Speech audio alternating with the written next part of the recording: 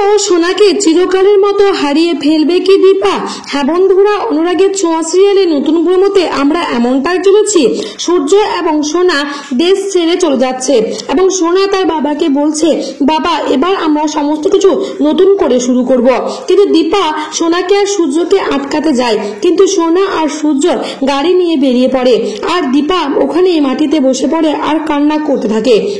তারপরেই দীপা সূর্য আর সোনার নামে ঠাকুরের কাছে পুজো দিতে থাকে। আর ওদিকে তো সোনা আর সূর্য ফ্লাইটে উঠে চলে যায় আর তখনই ফ্লাইটটা ব্লাস্ট হয়ে যায়। আর তারপরে রূপা কাঁদতে কাঁদতে তার মায়ের কাছে আসে আর বলে, মা, বাবা আর সোনা যে ফ্লাইটে ছিল ফ্লাইটটা ব্লাস্ট হয়ে গেছে।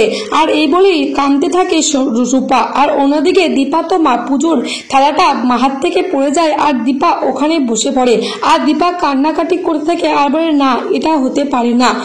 এটা যদি আমাদের গল্পের শেষ হয় যে আমার স্বামী আর সন্তানকে আমি হারিয়ে ফেলি, তাহলে এবার আমিও তাদের কাছে চিরদিনের মতো চলে যাব।